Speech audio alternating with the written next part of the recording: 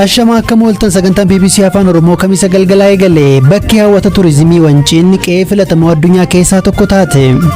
It's absolutely thrilling. We're very excited. We're very happy.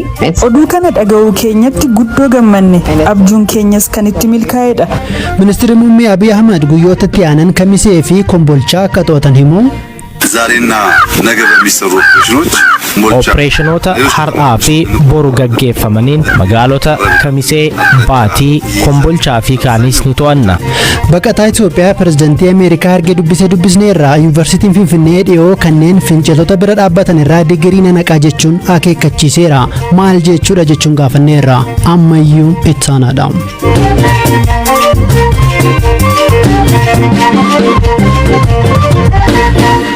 Oduu ministeera muummee Abiyyiin eegalla. Erga ministeera muummee Abiy Ahmed dirree waraanaatti bobba'anii hamileen waraanaa kaka'uu kan ibse mootummaan bakkeewwan amma dura TPLF'n qabamanii turan to'achuun milkaa'ina guddoo argachaa jiraachuu himeera. Ministeerri muummee Abiy guyyaarraas adda waraanaa Dogoloo irraa ibsa kennaniin guyyoota muraasa keessatti magaalota kanneen akka Kamisee, Baatii, Kombolchaa fi kaanis deebisnee ni to'annaa jiran.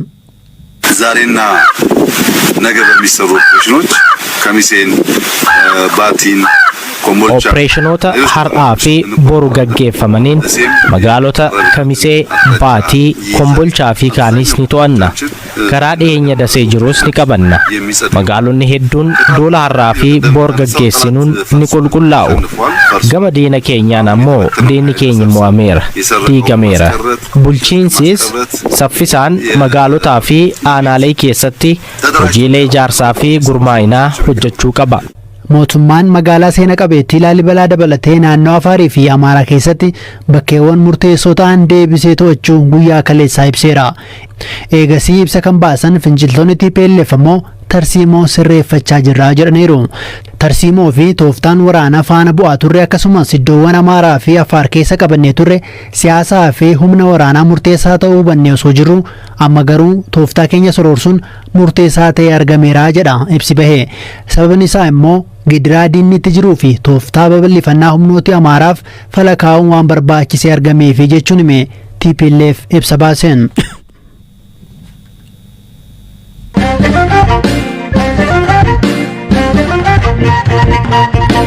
Oduu biraattan darbaa dhaabbata biyyoota gamtoomanitti dhaabbanni turizimii addunyaa yaa'ii waliigalaa 24ffaa Speen magaalaa Maadriditti gaggeesseen qe'eewwan turizimii bara 2021 filataman ifa godheera. Gandoota turizimii filatamanii beekamtiin kennameef keessaa tokko naannoo Oromiyaa godina Shawaa Kibba Lixaa jalatti kan argamtu Haroo Wanciiti. Gandoota turizimii 170 kan biyyoota 75 irraa kaadhimaman keessaati gandooti 44 kan filataman. Badhaasa kana qaamaan Ispeenitti argamuu kan fudhatan hoggantuun Komishinii Turizimii Oromiyaa Deelalisee Dhugaa magaalaa Maadrid irraa dubbisneerra. Maaltu isaanitti akka dhaga'amee fi Haroon Wancii turizimii filatamaa ta'e jechuun maal jechuudha jechuun gaafanne. It's absolutely thrilling. We're very excited. We're very happy. Oduu kana dhaga'uu keenyatti guddoo gammanne abjuun keenyas kan itti milkaa'edha. Oduu guddaa fi gammachiisaa ta'e kana dhaga'uu keenyatti guddoo gammanne. Beekamtiin har'aa kun qe'een yookaan bakki tokko barmaata hawaasaa fi kunuunsa naannoo qabuuf naannawaa wayitaa bakka turizimii filatamaa jechuun moggaafamudha. Mandara turizimii filatamaa kan jedhamu hojiiwwan isaanii gaarii turizimii wajjin wal qabatan hojjetaniini. Akkasumas hawaasni naannichaa adeemsa taasifamu hunda keessatti yeroo hirmaatanii fi dhuunfatanidha.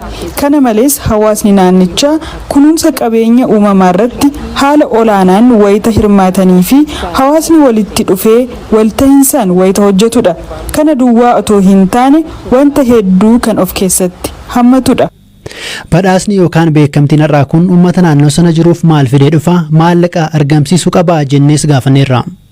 What it brings to the locals is not financial as such. Beekamtiin har'aa kun kallattiin badhaasa maallaqaa namoota naannoo sana jiraataniif fidee dhufuu baatus ija addunyaa gara bakka sanaa akka mil'atu taasisa. Qe'ee sanaafis beekamtii idil addunyaa argamsiisaaf UN'tti dhaabbatni turizimii addunyaa yookaan UNWTO miidiyaalee addunyaa garaagaraa marsariitii isaa fi marsaalee hawaasaa qabuun beeksisa bilisaanii dabarsa. Kana jechuunis Haroon Wancii waltajjiiwwan addunyaa garaagaraa irratti kanfaltii malee beeksisa bilisaa argataa jechuudha. Kunis ammoo turistoonni hedduun gara sana deemuun akka daawwatan gargaara. Gabaabumatti wayita naannoo ollaa turizimii jechuun barbaadanitti jalqabarra dhufaa jechuudha. Bu'aan kanaatis carraa hojii hawaasaa naannichaaf uumuu fi diinagdee hawaasa sanaa daran gargaaruun kan mul'atu taha.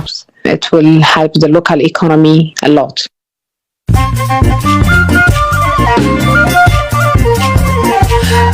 Dhaggeeffattoota keenya sagantaa BBC Afaan Oromoo caqasaa jirtu oduuwwan gaggabaaboon sinitti hima. Waraana Itoophiyaatti gaggeeffamaa jiruun bakkawwan humnoota mootummaa jala galanitti sa'aatiin itti socho'uun daangeffamuu ajajni labsii yeroo muddamaa guutummaatti to'atu beeksise.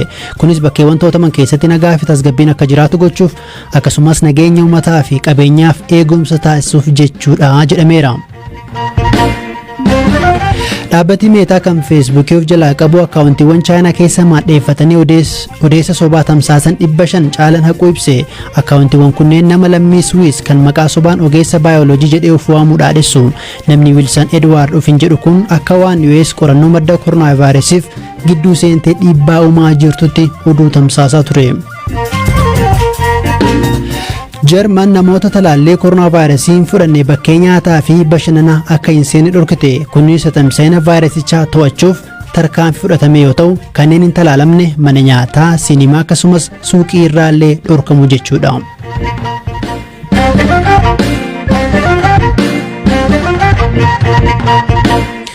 Oduuttaan Tancaa jalqaba torban kana gaafa wiixataa baqataan lammii Itoophiyaa bulchiinsa Minnesotaa jiraatu pirezidaantii Ameerikaa Joo Baayiden arge dubbise yaaddoo kiyyan himadhe jechuun BBC'tti hime. Baqataan kun Obaalaa jedhama.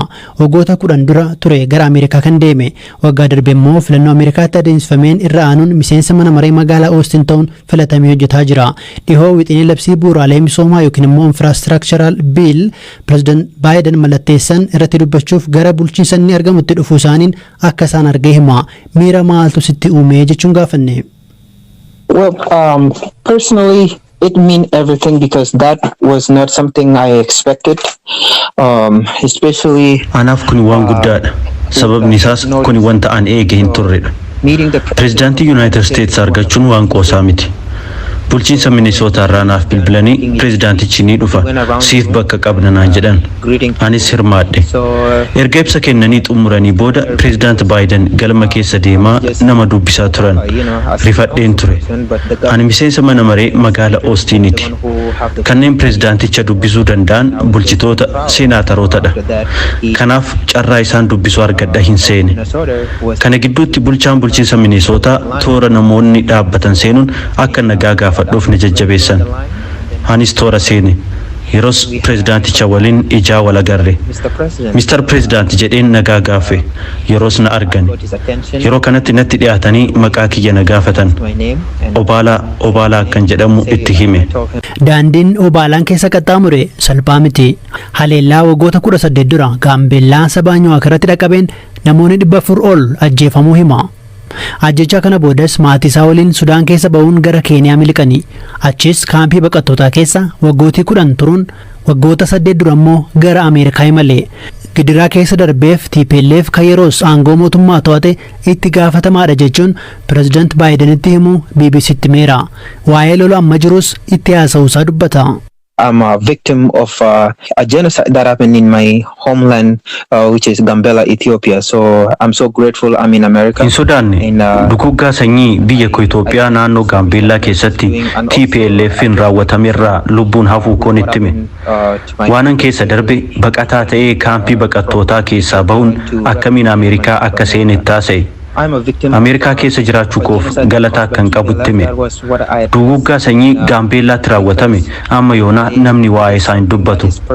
Yeroo ammaas lola TPLF'n eegaleen uummanni Itoophiyaa ammallee hiraarfamaa akka jiru mootummaan nagaa barbaadus TPLF nagaa akka hin barbaanne waggoota 27 aangoo irra turanii garuu saboota xixiqqoo hacuucaa akka turanitti hime.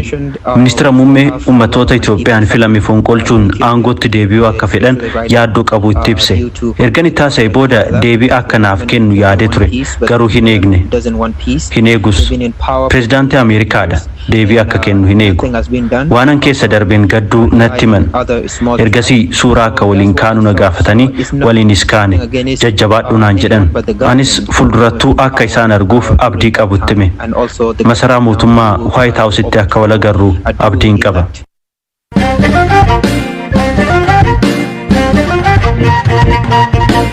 Guyyaa irraa hawaasni yuunivarsiitii Finfinnee imbaasii Ameerikaa Inxooxxoo argamutti ba'uun hiriira mormii gaggeessaniiru. Mormiin kun dhiibbaa hin malle US Itoophiyaatti gaggeessaa jirti jedhan bu'uura godhachuuni.